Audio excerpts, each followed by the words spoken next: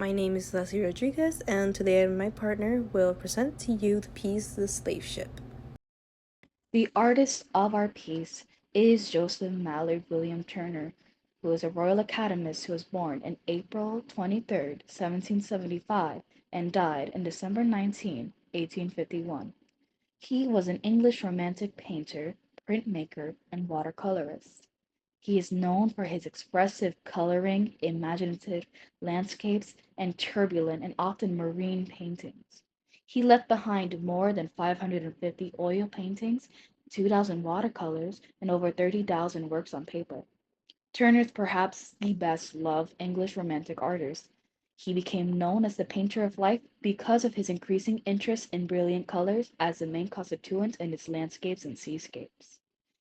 Intensely private, eccentric, and reclusive, Turner was a controversial figure throughout his career. He became more pessimistic and morose as he got older, especially after the death of his father in 1829. When his outlook deteriorated, his gallery fell into despair and neglect, and his art intensified. He lived in squalor and poor health from 1845 on and died in London in 1851, aged 76. Here we can see other works made by Joseph Mallord William Turner. We have The Fighting Temeraire, 1838, an oil on canvas, and The Burning of the Houses in Parliament in 1835, oil paint. And now we will be discussing the movement, Romanticism. Romanticism is an artistic and intellectual movement that originated in Europe towards the end of the 18th century, or 1800 to 1850. Romanticism was characterized by its emphasis on emotion and individualism to amplify experience. It granted a new importance to experiences of sympathy, awe, wonder, and terror, in part by naturalizing such emotions as responses to the beautiful and the sublime. Turner deployed many techniques typical to Romantic painters. In this painting, he does not rely on defined brushstrokes. This approach makes the painting appear blurry. What's more, the most vibrant colors can be identified in the orange around the sun and in some of the blue in the ocean. This technique is typical of Romantic art as it is ultimately concerned with nature and the power it has over humankind.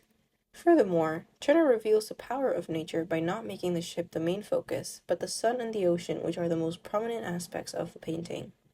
The piece we are covering here is The Slave Ship, Slavers Driven Overboard, the Dead and Dying, Typhoon Coming On, painted by Joseph Mallord William Turner in 1840, oil on canvas.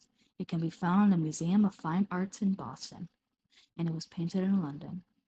And now a timeline having to do with our piece. In 1783, Saun's voyage that killed 132 slaves by throwing them overboard had set sail. Then, in 1807, the British Parliament passed an act to abolish the transatlantic slave trade.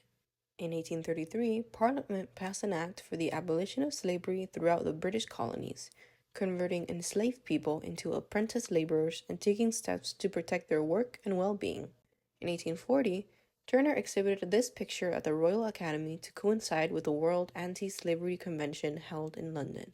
And finally, in 1850, as part of the compromise, the Fugitive Slave Act was amended and the slave trade in Washington, D.C. was abolished. Here is some history of the artist and this painting. This painting is one of Turner's most celebrated works. It is a striking example of the artist's fascination with violence, both human and elemental. He based the painting on an 18th century poem that described the slave ship caught in a typhoon and on the true story of the Zong, a British ship whose captain in 1781 had thrown overboard the sick and dying enslaved people so that he could collect insurance money available for those lost at sea. Turner captures the horror of the event and the terrifying grandeur of nature through the hot, churning color and the light that merges the sea and the sky. Here we can see the poem that Turner paired with this picture that he presented in the Royal Academy in 1840. It is Fallacies of Hope, 1812. Aloft all hands strike the top masts and belay. Yon angry setting sun and fierce edged clouds declare the typhoon's coming. Before it sweeps your deck, throw overboard the dead and dying, ne'er heed their chains. Hope, hope, fallacious hope, where is thy market now? Here are some more formal elements in the subject of the piece. First impression that the painting creates is an enormous, deep red sunset over a stormy sea, which is an indication of an approaching typhoon.